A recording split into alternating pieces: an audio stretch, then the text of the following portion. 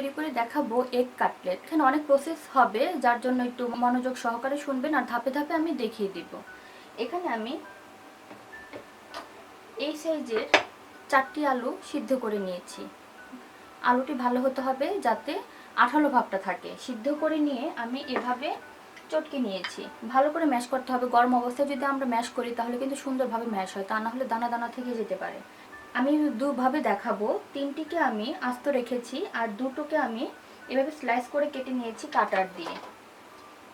কাটার দিয়ে এভাবে রেখে আমি কেটে কেটে নিয়েছি 2টোকে। তারপর আমরা এরকম পিস পিস পেয়েছি। আচ্ছা, প্রথমে একটি মিক্সিং বোল নিয়ে নিয়েছি। তারপর আমি ম্যাশ করা আলুটিকে দিয়ে দিব। দিয়ে এক সাইড করে রেখে এখানে আমি কিছু পেঁয়াজ, বড় সাইজের একটি পেঁয়াজ অর্থাৎ 2 থেকে 3 টেবিল চামচের মতো হবে বেরেস্তা করে নিয়েছি। কালারটা কিন্তু সুন্দর হতে হবে, পুড়ে গেলে কিন্তু কালারটা কালো দেখা যাবে। আলুর কালারটা 2 টেবিল চামচের মতো দিলাম। এখানে আমি কিছু মশলা ব্যবহার করব।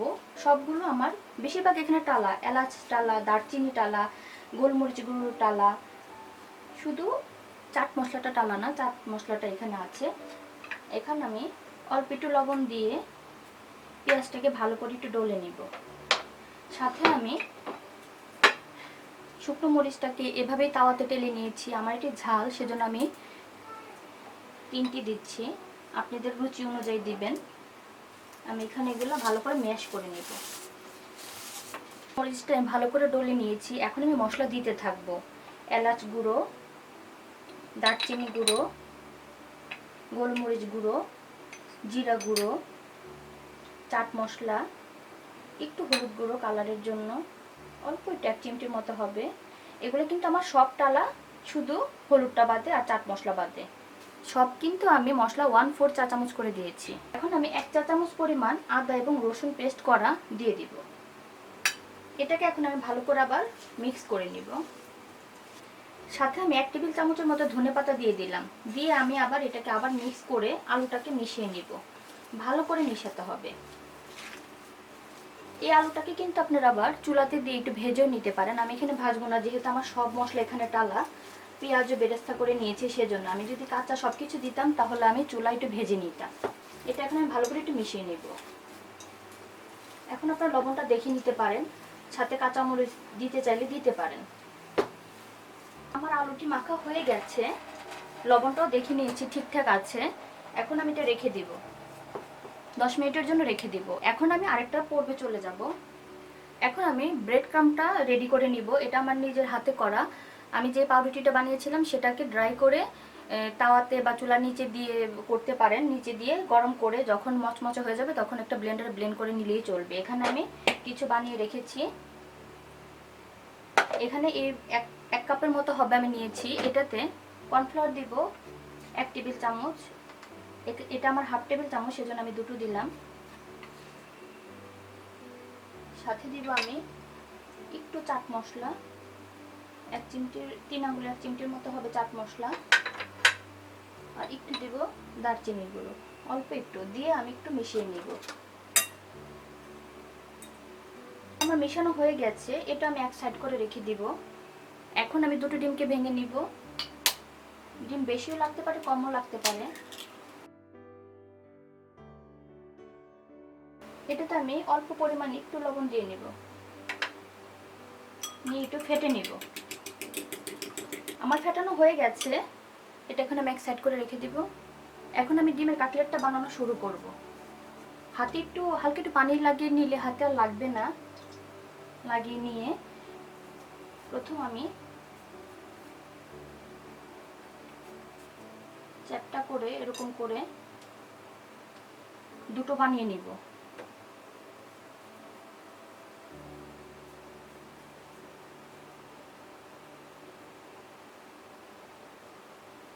বানিয়ে নিয়ে এটা আমি যে স্লাইস করে রেখেছিলাম, এটা এখানে আমি 2টো দিয়েছি। একটিও দিতে পারেন, আবার 2টোও দিতে পারেন। আমি 2টো করে দিয়েছি যাতে একটু খেতে ভালো লাগে।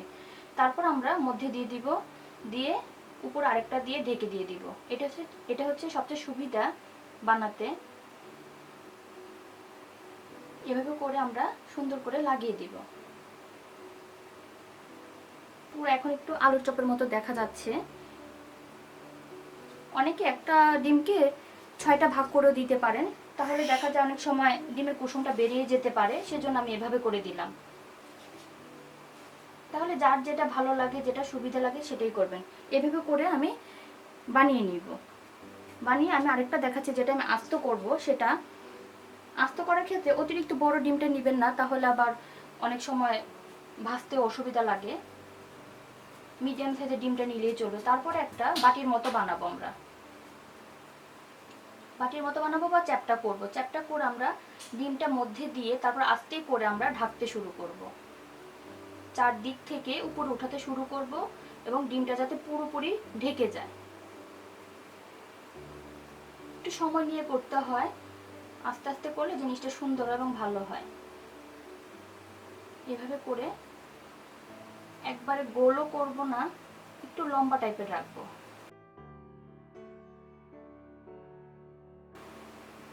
এভাবে করে আমি বানিয়ে নিব।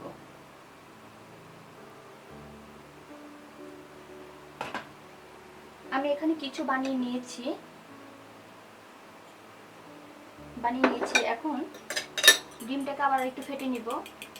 ফেটে নিয়ে প্রথমে আমি ডিমে দিয়ে দিব। ডিমটাকে একটু ভালো করে লাগিয়ে নিব। লাগিয়ে নিয়ে আমি দিয়ে দিব। দিয়ে এখন এটা আমি ভালো করে বিস্কিটের গুঁড়ায় লাগিয়ে নিব, চেপে চেপে যতটুকু সম্ভব লাগিয়ে নিয়ে আমরা যদি ফ্রিজে আধা ঘন্টা বা 1 ঘন্টার জন্য রেখে দিই, তাহলে কিন্তু এটা ভাজতে সুবিধা হবে এবং বেশি তেলে ছড়াবে না, এবং এতে শক্ত হবে, দিতেও সুবিধা হবে। এভাবে করে আমরা লাগিয়ে নিব। লাগিয়ে একটা প্লেটে রেখে দিব। এরকম করে এগুলো আমি এভাবে দিয়ে দিতে পারবো।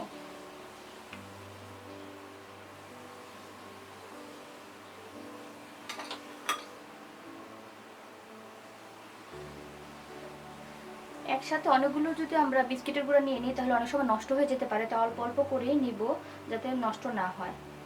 যদি থেকে যায় তাহলে আমরা এটা ডিপ ফ্রিজে রেখে দিব। তারপরে যদি আমরা অন্য কাজ করতে যাই, তাহলে ডিপ ফ্রিজ থেকে নামিয়ে ঠান্ডা হওয়ার পরে, ঠান্ডাটা ছাড়ার পরে তারপর আমরা কাজ করব। এভাবে করে আমরা আবার সুন্দর করে একটা শেপ দিয়ে আমরা সবগুলো বানিয়ে নিব। বানিয়ে আমি আধা ঘন্টার জন্য ফ্রিজে রেখে দিব বসার জন্য। আমি সবগুলো আধা ঘন্টার জন্য ফ্রিজে রেখে দিয়েছিলাম, এখন বের করে এনেছি। এখন ভালো করে সেট হয়ে গেছে, এখন আমি দিতে পারবো। আমার তেলটা গরম হয়ে গেছে মোটামুটি, এখন আমি এক এক করে দিতে থাকবো।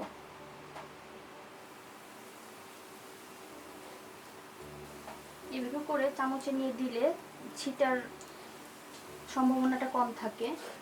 প্রথমে আমি চ্যাপটাগুলো দিয়ে দিলাম, 4টা দিলাম, তারপর আমি গোলগুলো দিয়ে দেখাবো। আঁচটা মিডিয়াম থাকবে। আমার এক পিঠ হয়ে গেছে, এখন আমি উল্টিয়ে দিব। একটু শক্ত না হলে উল্টাতে পারবেন না। এই যে কালারটা, এখন আমি উল্টিয়ে দিব। আস্তে করে উল্টাতে হবে। এখন আমি আমার নিজের পছন্দ মতো কালার হওয়া পর্যন্ত অপেক্ষা করব এবং হওয়ার পর আমি দেখাবো। আমার এটি কালার এসে গেছে, এখন আমি এটি নামিয়ে ফেলবো। একটা টিস্যু পেপার দিয়ে আমি এটি নামিয়ে ফেলবো। আস্ত ডিমগুলো দিয়ে দিব। চুলার আঁচটা কম থাকবে। এগুলো আমি আগের মতো করে ভেজে নিব। আমার এটাও কালার এসে গেছে, আমি এখন এটা নামিয়ে ফেলবো। অনেক সময় দেখা যায় যে ডুবো তেলের ভিতরে বেশি গরম হয়ে গেলে তারপর ছাড়তে গেলে অনেক সময় দেখা যায় খুলে খুলে যায়। তখন চুলার আঁচটা কম দিতে হবে এবং তেলের পরিমাণটা কম দিতে হবে। এই জন্য আমি তেলটা একটু কমিয়ে নিয়েছি, যাতে খুলে না যায়, যেহেতু আমার তেলটা বেশি গরম হয়ে গিয়েছিল। এটা একটা আমি এখন কেটেছি, যেহেতু এটা অনেক গরম। কেটে আমি ভিতরের জিনিসটা আমি দেখাচ্ছি কিরকম হবে। তাহলে দর্শক, আমি দুটিভাবেই দেখালাম, যেটি ভালো লাগে সেটি করতে পারেন। এভাবেও করতে পারেন, আবার এভাবেও করতে পারেন। তাহলে দর্শক, তৈরি হয়ে গেল আমার ডিমের কাটলেট। ভালো লাগলে অবশ্যই একটা লাইক দিবেন, শেয়ার করবেন এবং আমার চ্যানেলকে সাবস্ক্রাইব করবেন এবং নোটিফিকেশনের জন্য বেল বাটনে ক্লিক করবেন। তাহলে যে পর্যন্ত নেক্সটে দেখা হবে নতুন কোনো রেসিপি নিয়ে।